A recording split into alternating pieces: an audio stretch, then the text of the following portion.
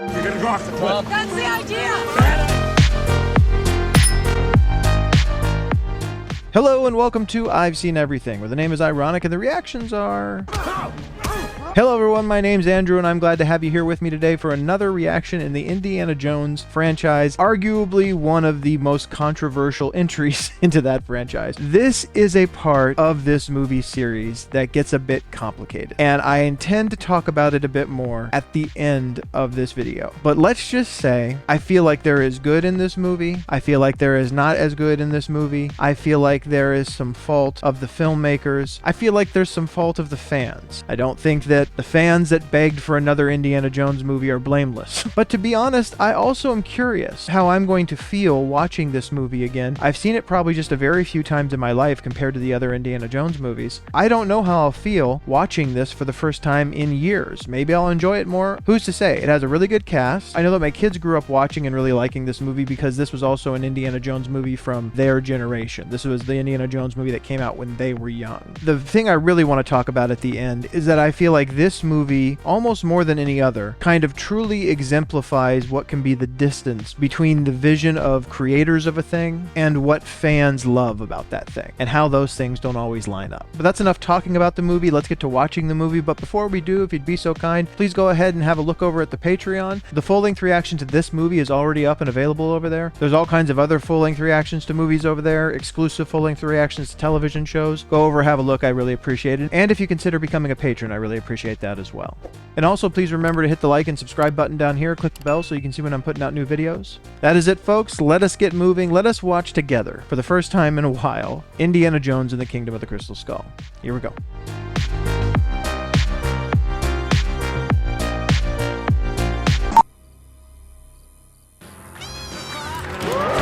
Maybe that's the knock on this movie that a lot of people talk about, is too much of like an overt use of CGI. I don't remember how much they use in here. Also, maybe just a tonal difference here, with the kids hot rodding, clearly listen to Elvis, like, hey, it's the 50s. They didn't have to knock you over the head with that. Like, what parts could they just flat out cut out of this movie and it would be better, I wonder. This whole area is closed for weapons testing. But afraid that goes for you too, Colonel, sir. Yeah, I was gonna say, I don't get the feeling they're gonna take no for an answer. There's a fair amount of this movie I'm not gonna remember, I'm sure. Again, it's been years since I've seen it.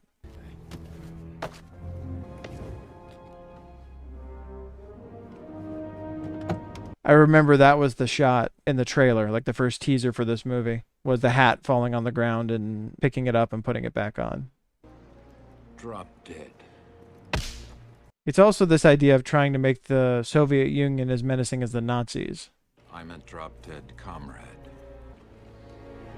Простите! But honestly, how many times can Indy fight the Nazis, especially when the Nazis are supposed to be gone by this point? Where is it you would imagine I am from? Well, the way you're sinking your teeth into those wobblies, Eastern Ukraine. Maybe it's just the writing. The dialogue here is not great. And what I do not know, I find out. Now, what I need to know now is in here. It feels like there's a earlier part of the movie that we're being robbed of, that's just been cut out. Like, how did these people come to find him? Like, how did this whole thing begin? And then I remember this. They're wanting to play off of the nostalgia for Raiders of the Lost Ark, for this being the same warehouse. 10 years ago, you were part of the team that examined it. Would have been nice to see that. Seems like they could have done a scene showing that. The contents of that box are highly magnetized. I need gunpowder. You want my help or not? I do remember this being an interesting way to disarm them, although, I mean, he's not going to get all of their bullets and gunpowder. If it's still magnetic, metal in this gunpowder should point the way.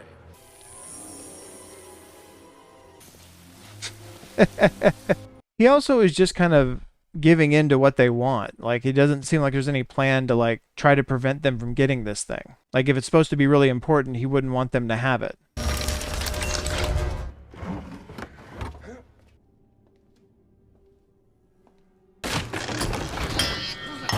That's pretty magnetized. I guess they figured that swapping out like ancient artifacts of certain cultures for like an unidentified thing from another planet, or in this case not from another planet, that they could tell a similar story even doing that.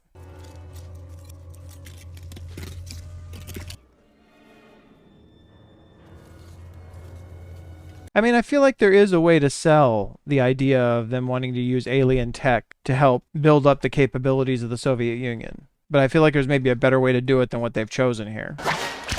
Drop the guns! Why, Mac? Also having him betray him this early. I'm a capitalist, and I pay. He's a capitalist that works for communists. No defiant last words, Dr. Jones? I like Ike. Put down gun. Yeah, they're trying too hard to sell the 50s, which doesn't resonate with people watching this in 2008. And to sell the communists as being this big threat, which I'm not saying they weren't, but like to sell them as being as obvious a threat as the Nazis is hard in a movie. Yeah, they're a little nod to Raiders right there, seeing the Ark of the Covenant.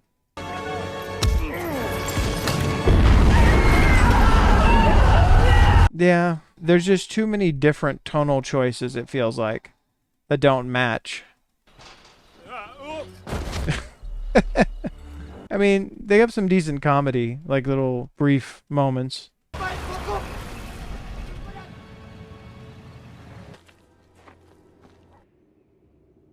I mean, it's a difficult balance. Figuring out how to advance a story in a way that makes sense. Figuring out how to do something that feels similar in the right places and different in the right places. I have sympathy for the task, I guess. I knocked. You guys got to pull. Just seeing Indy in a domestic 1950s house feels out of place.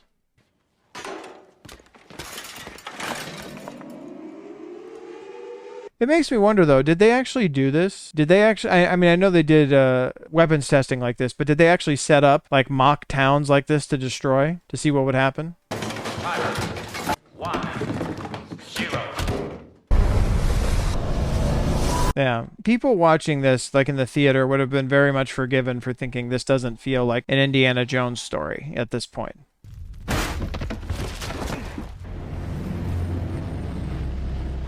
Also, being that close to an atomic bomb like that, atomic explosion, would be pretty dangerous to your health.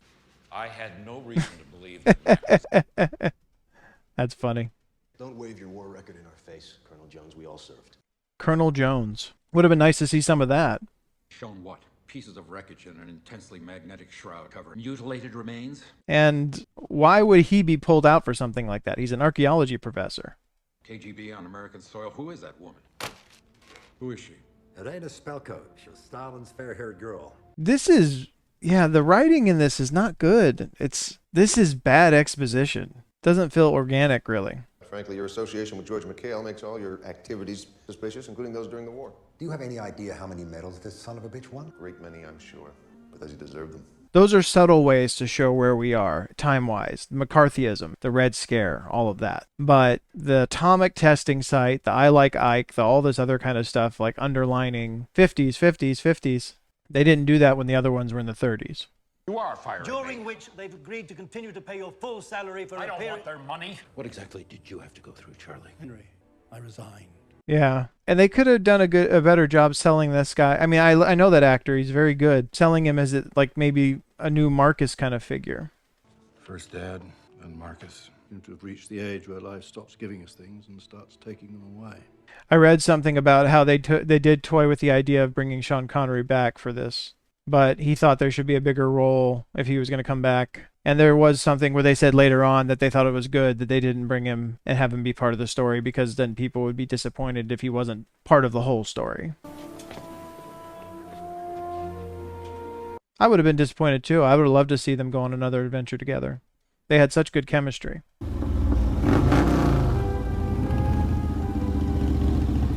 This would be something that you might think, oh, they're really hitting you over the head with it's the 50s thing. But I think that actually works. I think that's subtle enough. Just have him show up with the look and everything, but don't have to underline it a bunch. You Dr. Jones? Are you a friend of Dr. Oxley's? What about him? You're gonna kill him. I haven't talked to Harold Oxley in 20 years. We didn't need the picture. I'm really nitpicking now. But John Hurt is another great addition to this cast to have. Chosen by the gods 7,000 years ago to build a giant city out of solid gold.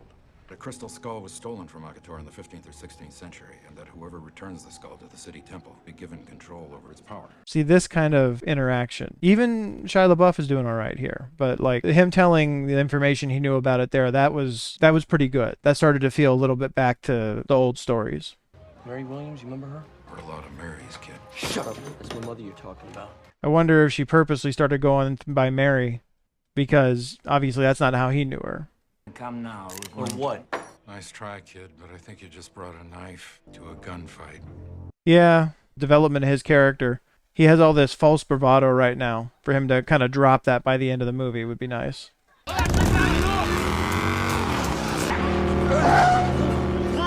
The sequences that they did in this movie, they did a pretty good job. I mean, the use of stuntmen and things like that. Not being able... I mean, that looked like Harrison Ford getting out right there. So they got somebody... They either did some CG, or they got somebody that looked enough like him in the face. I didn't pick that up before. It is funny. They have actual, like, communist Russians riding through anti-communism protests.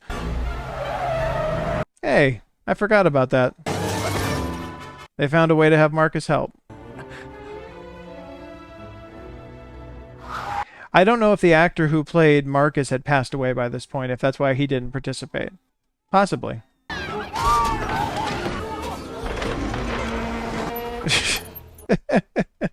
That's quite a stunt.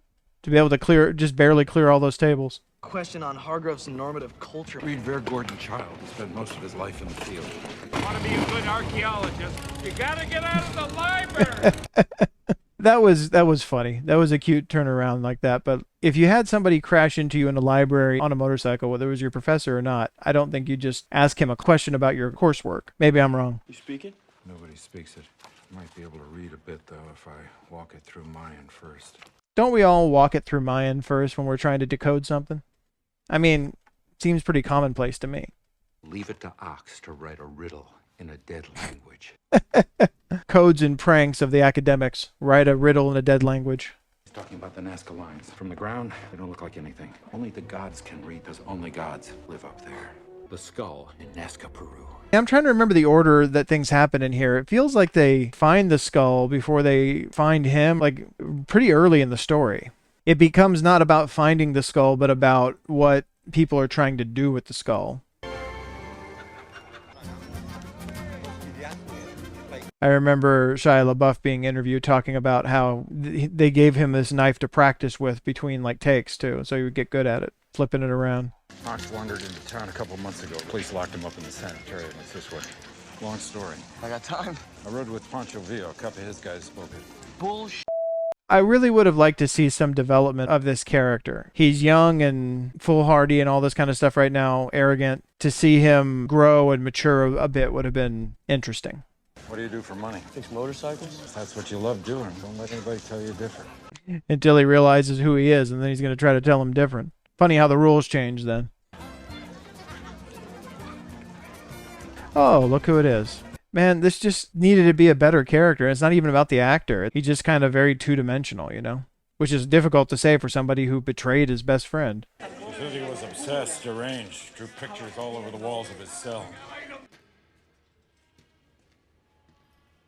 As I remember it, I think it was the influence of the skull that kind of drove him out of his mind a bit. Because later on, the skull undoes what it did to him. Like his sanity comes back.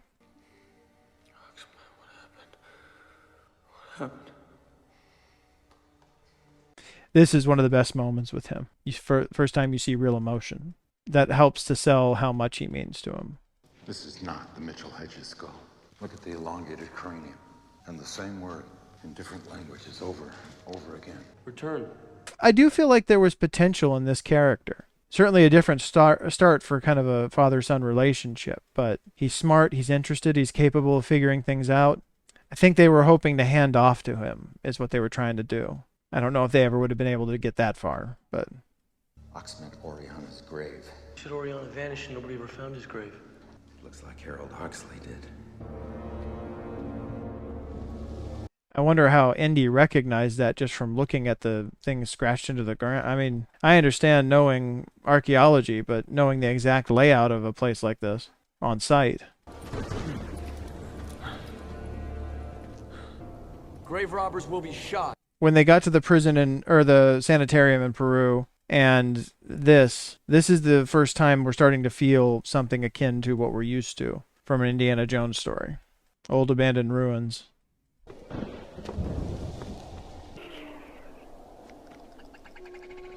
And again, seeing them moving, this early, they lost an opportunity to have it be a surprise, to have it be a jump scare.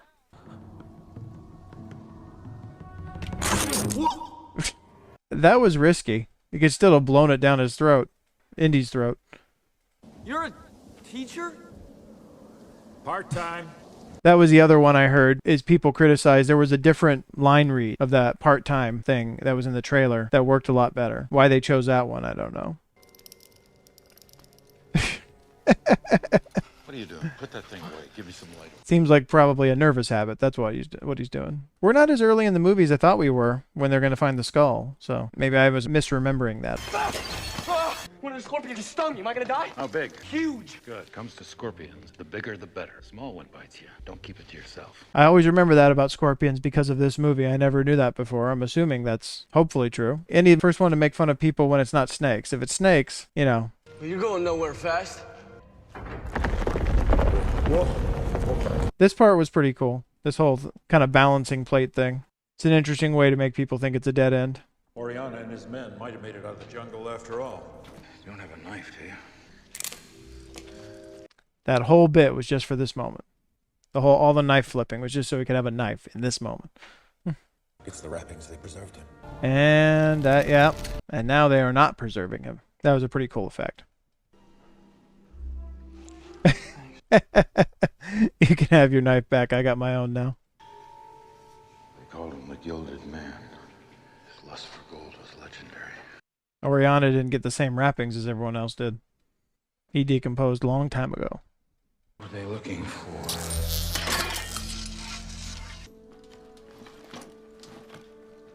It's like they're literally hiding a sci-fi movie under like a artifact adventure movie by hiding the crystal skull under the body of a famous conquistador. Unbelievable. Apparently more than a story, Dr. Jones. Again, you've seen such wild things in your life. It's still amazing to me that you're such a non-believer. Crystal's not magnetic. Neither's gold. What is this thing? Very good question. And also, how does it relate to the thing that you pulled out of the warehouse for them? That was also magnetic. Why would a body be magnetic? Hello, Jonesy. Yeah, seems like they're always waiting for him when they come out of finding whatever the thing was they were looking for. Again, even if they were going to make him a villain, I just wish they had done a better job making Mac a better character. Seems like a wasted opportunity. I had the situation under control. You owe me. What do you owe them? He didn't owe you anything anymore. You betrayed him. I like how you're still trying to have camaraderie with someone you betrayed. They're going to let me out of this chair. I'm going to break your nose. Foreshadowing. Dr. Jones don't lie. Only money? A gigantic pile of money. Oh, okay. Well, that's different. I understand now. An entire city of gold. It's what the conquistadors were after. We'd be rich. Richer than Howard Hughes. Yeah, and all those conquistadors, as you should pronounce it, died in pursuit of that stuff. Or all these other people throughout the generations, too. Now I am become death, the destroyer of worlds. You recognize those words? Most people do now, because Oppenheimer came out, which I still haven't seen. I need to watch out here.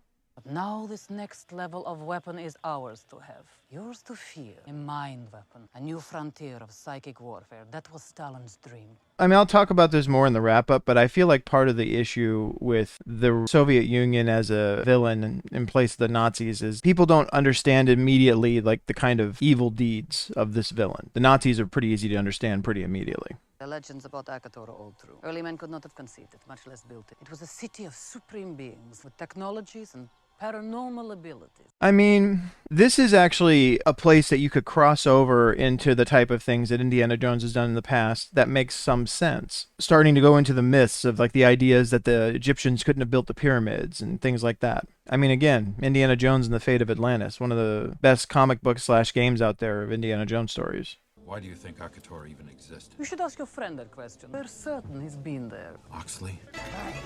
Oh, they have the professor. I forgot where we catch up with him. I forgot what they said happened to him after he was in the sanitarium that they visited. Your name is Harold Oxley. You were born in Leeds, England. You and I went to school together at the University of Chicago, and you were never this interesting. I enjoy seeing John Hurt perform, but I wish we got to see him lucid for more of this movie than this. Or than we do.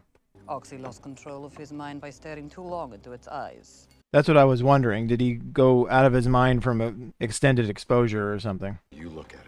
The skull does not speak to everyone, it seems. Ah, jealousy that she can't connect with it herself. There may be hundreds of skulls at Akator. Whoever finds them will control the greatest natural force the world has ever known. Power over the mind of man.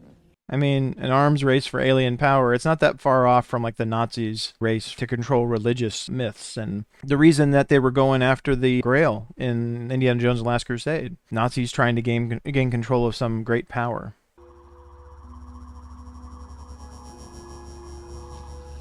So you can see threads of what they were trying to do here, making this leap to a slightly different genre.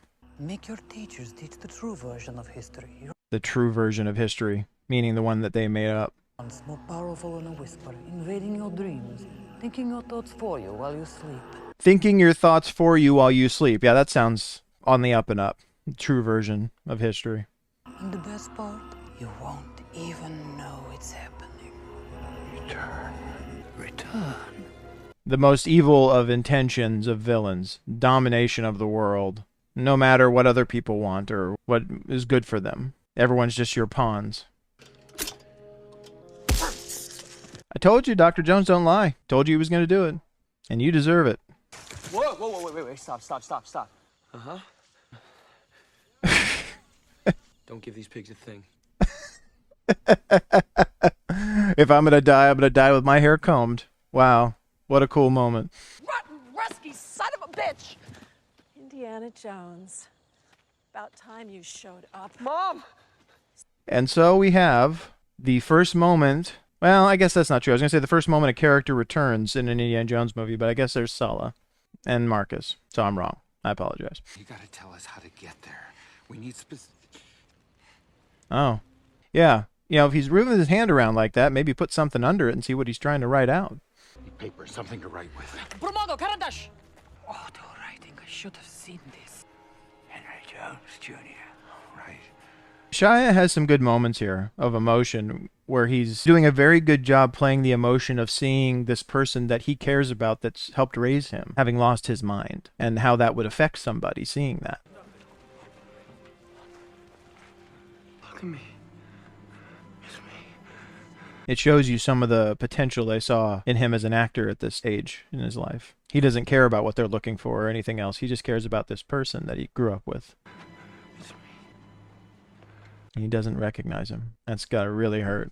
Here, sono, the Portuguese word for sleep. Yes, good. Oh, this curve of the sono.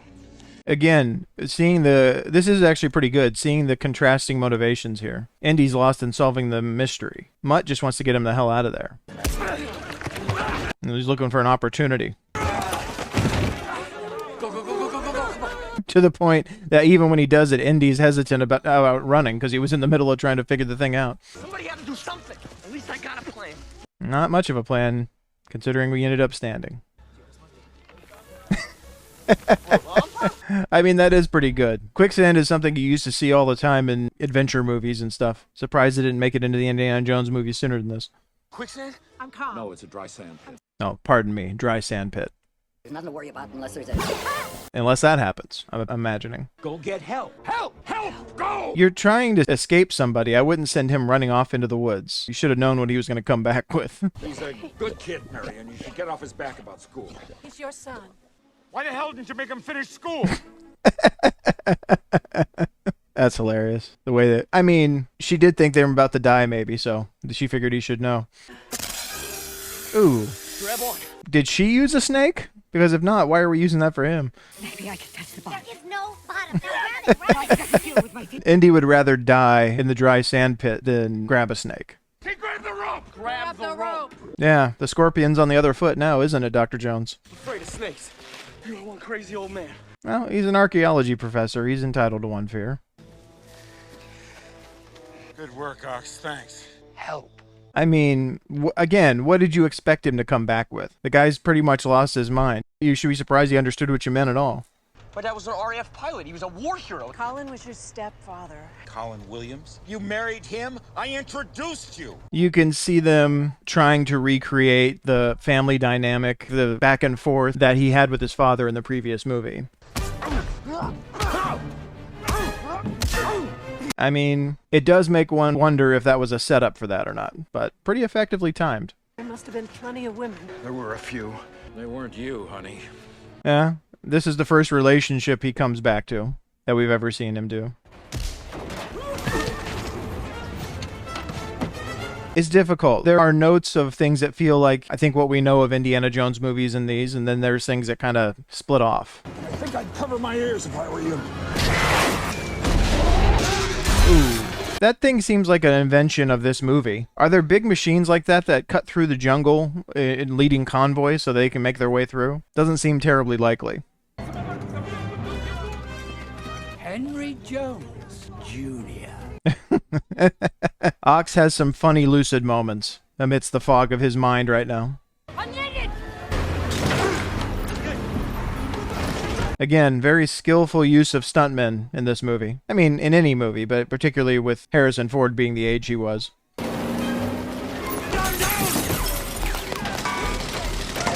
This actually isn't bad. This has a little bit of like the kind of minecart chase vibe to it, but in a car chase. Marion, take the wheel. Don't be a child. Find something to fight with. I do like their family dynamic a little bit. What do you think was going to happen? You guys aren't buddies anymore. You betrayed him to the Soviets. I'm CIA! What were we in Berlin, mate? Double agents. Yeah, that's a pretty convenient get-out-of-jail-free card. You can use a time that you were double agents to convince him that this was the plan all along.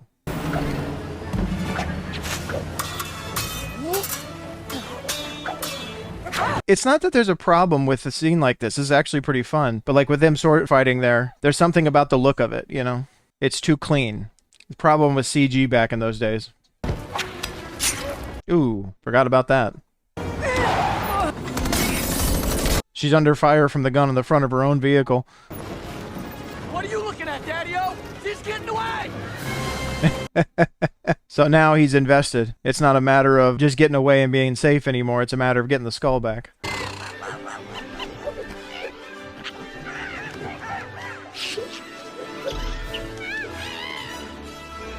Yeah, it's just a bit of a silly moment that I feel like didn't need to happen. I think they thought in concept it was going to look really cool. But it's one of those moments where if it's kind of too silly or if you stretch credibility too far, you lose the connect to whatever realism is fueling the scene, I think. Ooh, good shot, though, when he came in.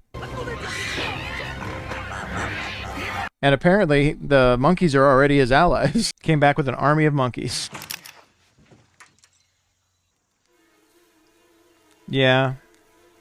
I actually think this scene worked fairly well. I'm gonna reserve judgment until I watch it again, but the CG on the ants I don't think was real bad. Big damn ants, go!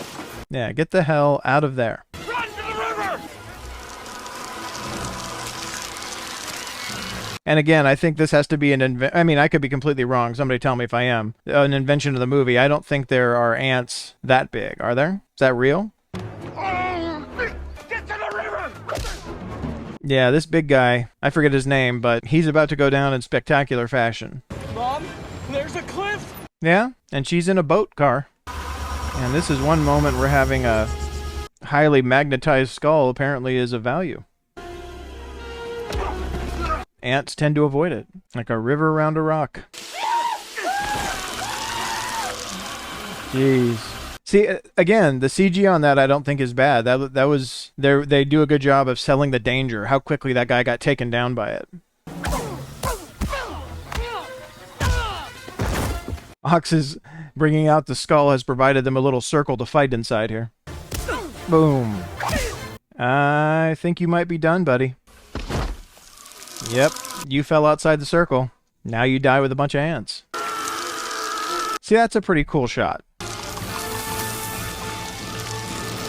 It seems like they're carrying him back to their colony for food. Again, I don't know if that's something that actually exists in nature in any way, but...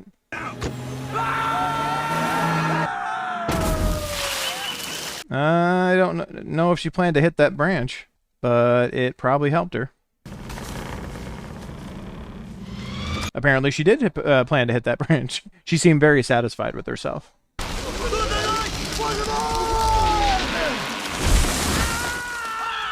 Okay.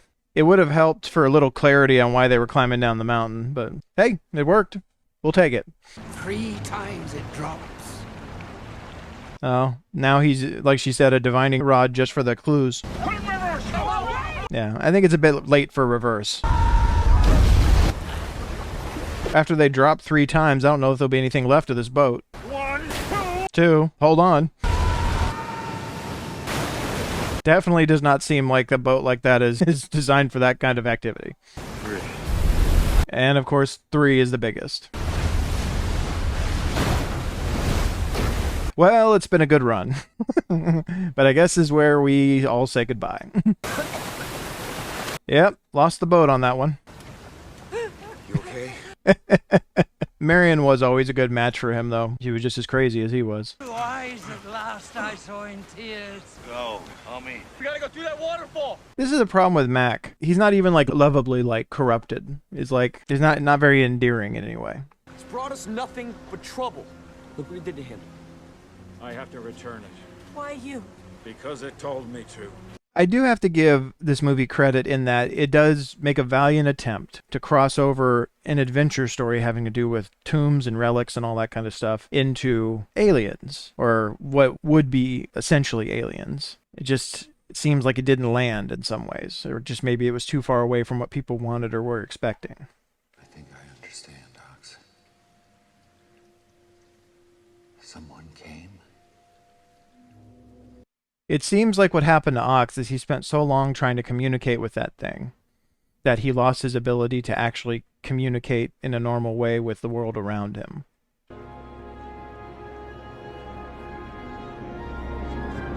So maybe that's why later, with the events that happen, it loses its hold on him finally and returns his mind to normal. Eyes. This is the second time we've seen a tomb or some kind of ancient ruin that has guardians just waiting. I mean, we believe those guys just hang out in the walls all the time. So again, this whole sequence is where we cross over ancient civilizations and ruins and all that type of stuff with the sci-fi elements of the story. Oh, I didn't remember them capturing them. Yeah, if they're afraid of it, that'll work. Now, how did they get down so quickly? Because last time we saw them, they were on the side of a mountain. So where's all the gold? What a stupid legend. What a waste of my time. Ox was here before. I don't understand how you could be surprised by that. It's the same thing as El Dorado, anything else. People have spent forever looking for it and never found anything like it. Go get your own. Before electricity, there were still machines. You just had to get creative with how you power them.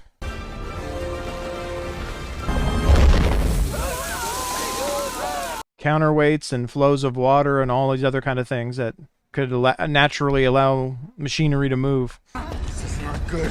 Move on, move! Quick! Yep. It's a different take on it. The walls aren't closing in, but the stairs are pulling out from under you. Good enough. You got pretty far down before you dropped. Lovely. At a certain point, the person who's just relentlessly looking for wealth in these stories just becomes annoying. It's like, we get it. Oh, okay. That makes more sense now. Oh, this isn't horrible or anything. Just murder an entire tribe of people. No, I was wondering when she found that on the banks of the river, how that got there. This makes sense now. Though I don't know why he's still leading them there. Maybe he figures he needs their resources to be able to get it out of there. There are artifacts from every era of early history. Etruscan, Babylonian. There isn't a museum in the world that won't sell its soul for this lot. You start an entire museum or a few of them just off of what's in this room. If you have lost artifacts from all over these different civilizations. Or he said collectors, maybe these beings were collecting all of this stuff.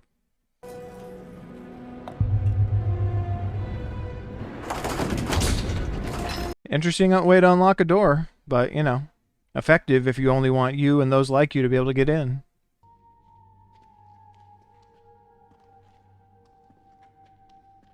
A very ornate throne room that you might see in any kind of temple, but with crystal skeletons and 13 chairs surrounding it.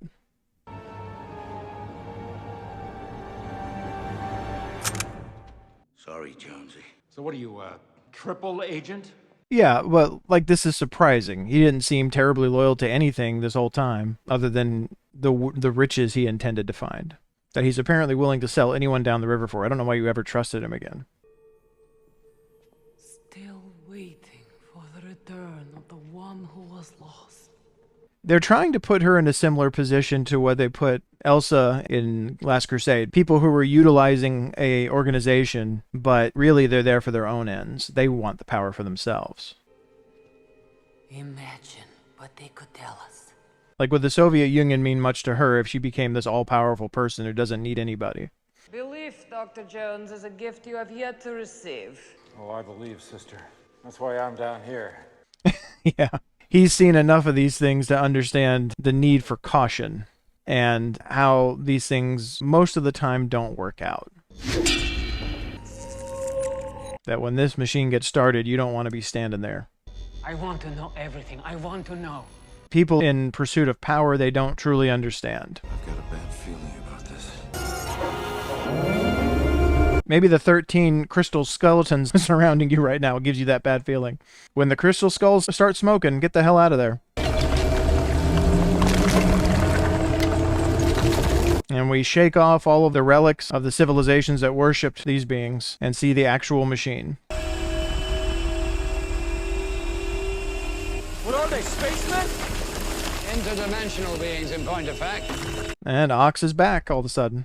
Interdimensional beings. That was one of the biggest mistakes, I think, which we'll talk about in the wrap-up. What the hell is that? Halfway to another dimension! I feel like this is where most people were like, what the hell is happening here? They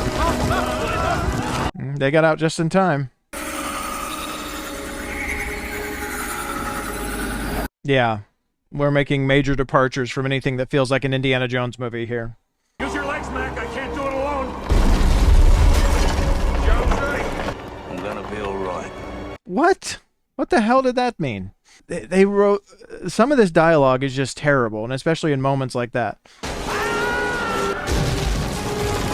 Yeah, you're gonna be all right. Well, whatever, Mac. I don't know what the hell that meant, but I guess we don't have to worry about it anymore. Yeah, this whole thing, even if you were gonna do this, probably should have been done better. Yeah? I certainly hope there wasn't anyone left in there, because they didn't make it if there was.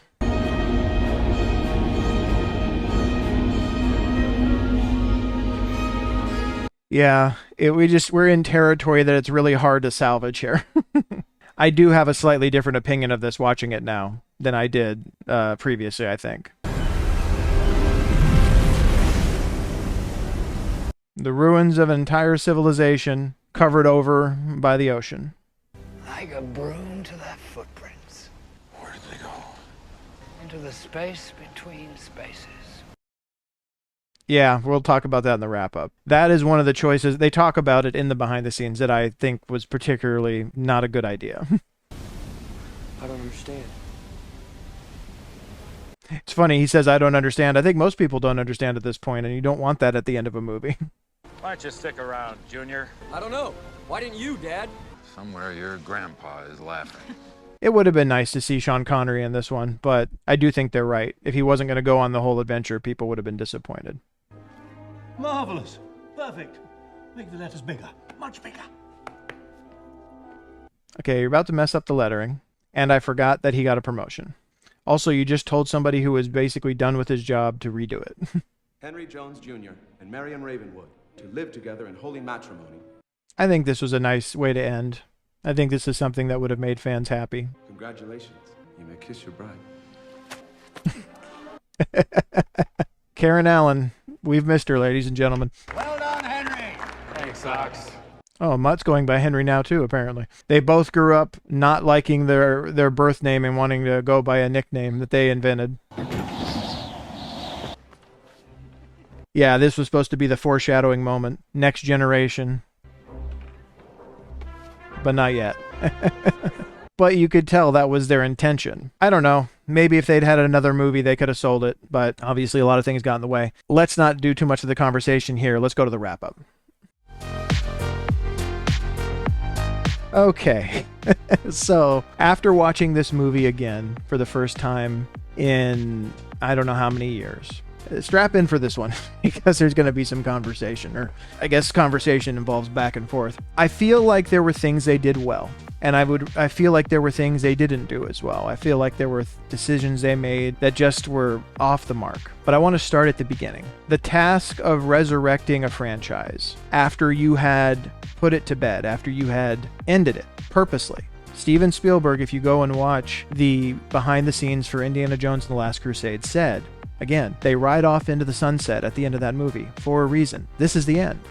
These are the 3 movies of this character that we're going to see, and that's it. And they never intended to do any more. Harrison Ford never intended to play the character again. Now, they did more stuff with Indy and other media and all of that, and that would have been fine, and it's been wonderful. They've told some great stories. Not all of those stories have been incredible, but there have been some really good ones. I invite any of you who haven't read the books or the comics or anything like that to go out and experience some more of those stories. There are a lot of them that are worthwhile. But when they are hounded as much as they were, fans clamoring for another Indiana Jones movie, they decided to finally give it a shot, and people had begged for it. So the fans are kind of partially at fault here.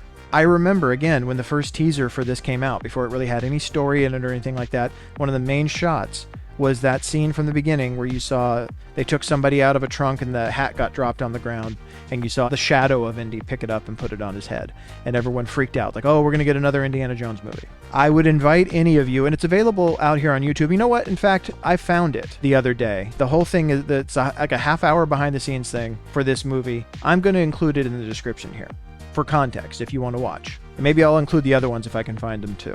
But they talk about what their thought process was in going back and trying to revive this franchise. They talk about it in the one for Raiders also, how they created the character of Indiana Jones to begin with, and what their motivation, what their inspiration was for the first Indiana Jones movie, let alone the other 2. From a creative standpoint, again, people who are not fans of these stories, people who created these stories, there's a difference. That's a different perspective. Because from a creative standpoint, it's like, okay, we've already done this stuff with these characters. Wouldn't it be fun if we did this like different thing with them? And that's what happened here. They created Indiana Jones off of adventure serials from the 30s. These things that came to be known as cliffhangers. It was like television shows for, younger people before there were television shows. Back before television really took off. This is like in the 30s and 40s. And they had characters like Indiana Jones, and they based him off of characters like that. They came to be known as cliffhangers because they would have like a story they would tell over maybe like 15 chapters or something, or episodes if you prefer, and they would always end on some huge cliffhanger because they were trying to motivate people to come back to watch the next installment the next week. They wanted to keep people coming back to the theater to see the next installment. That's what Indiana Jones was based on. That and a couple of other theatrical influences. They mention a few in that behind the scenes. One is Humphrey Bogart and the Treasure of the Sierra Madre. He even has a hat similar to Indiana Jones in that movie. Those were their influences in creating the character. And that is why the stories of the original trilogy are set in the 30s. They are based on a storytelling medium that existed in the 30s and characters like this that existed in that medium.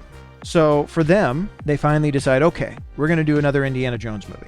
It's almost 20 years later. I say again, I'm glad that they didn't do something stupid like say, okay, we're going to have Harrison Ford, but we're going to try to dye his hair darker and age him down so he still looks like he's in his late 30s or into his 40s or something like that. They're in the 50s. They've advanced the storyline to keep up with how much time has passed, Harrison Ford's age at this point.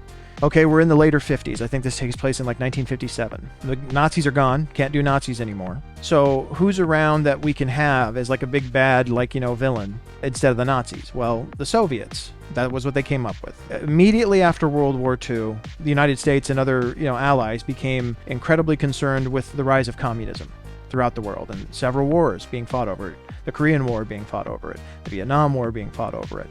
The Cold War being fought over it, all kinds of things tied to the Red Scare and the fear of communism and all this. I understand that's a big part of history. I don't think for your average viewer that has the same punch as the Nazis as a villain. The Nazis are a villain that is you don't have to explain the Nazis to people. Not really. It's just this immediate sense of evil, basically. This immediate sense of, oh, these are the ultimate villains. These are the ultimate evil. They did some of the most disgusting human atrocities. We don't feel bad about anything that happens to them. They are the ultimate villain. But at the same time, how many times can you have Indy come back and just fight the Nazis? I mean, I know there are people who think they would like that, but eventually it's going to get boring. So they're in this position of they've got to try to figure out something with the timeline that works. And they ended up here. I mean, and even in the style, they're like, okay, the stories from the original trilogy were in the 30s and followed like the kind of influence of adventure serials. We're in the 50s now, so let's go with the influence of a storytelling medium that's in the 50s. What's a suitable counterpart? And they came up with sci-fi B movies. I think if, at least when it comes to legacy fans, existing fan base from the original trilogy, that probably wasn't the best decision.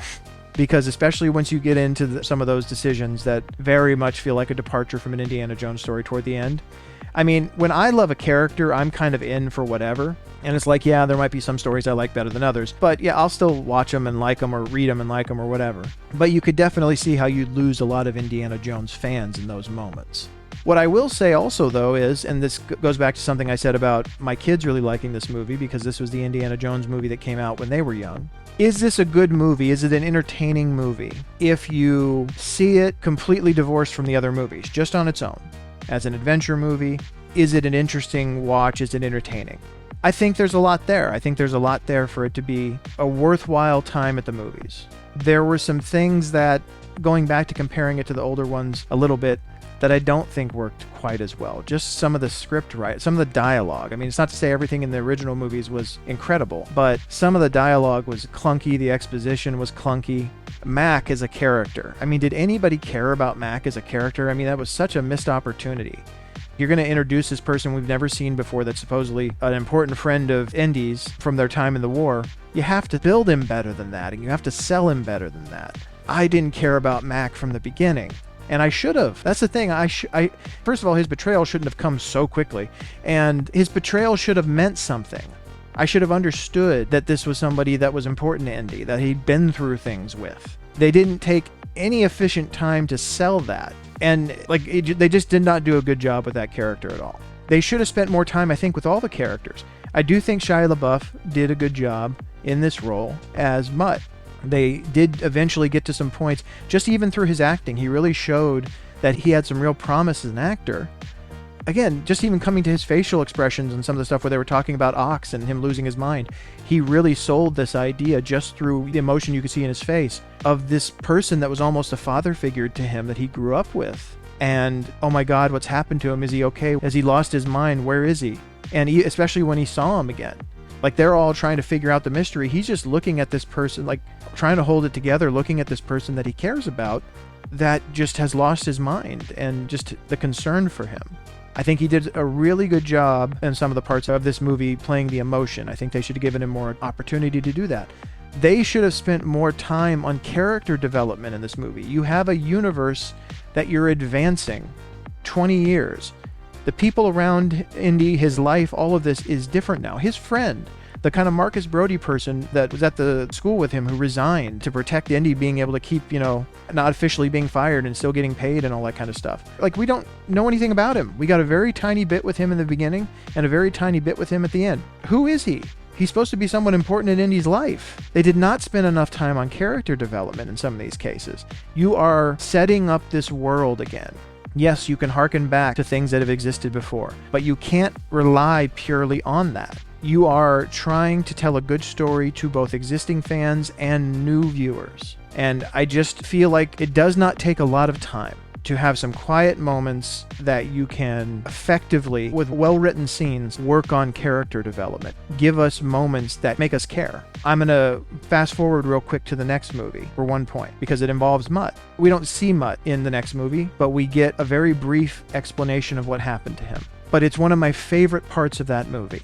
It is so well written. It is so well delivered by Harrison Ford. It hits so well emotionally that it's one of the things that works the best in the whole movie. It shows you what has happened to their marriage and why, and gives you the emotion of what happened with him and his son. We spend too much time on the mystery, on the action, and all of that. That's all important, and you want to spend effective time on that. But character development is important. Relationships with these characters are important, and establishing those well is important. When we meet Indy's father in Last Crusade, they have a number of moments that it's just the two of them together, getting a chance to talk about their life together, seeing these two characters, how they interact, how they care about each other, but they have a difficult relationship, where they have genuinely been there for each other in the past, where they have genuinely missed and not been able to connect as father and son. It is important character development, and it was done very well. They really needed more of that here. And also, just tonally, they were all over the place. I talked about how, in the end, when they talk about these beings and who they are, they talk about them as interdimensional beings. George Lucas said something in the behind the scenes of this movie,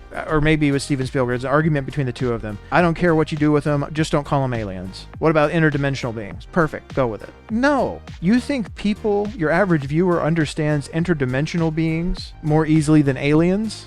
It's like you can't make it that obscure and expect people to understand or care.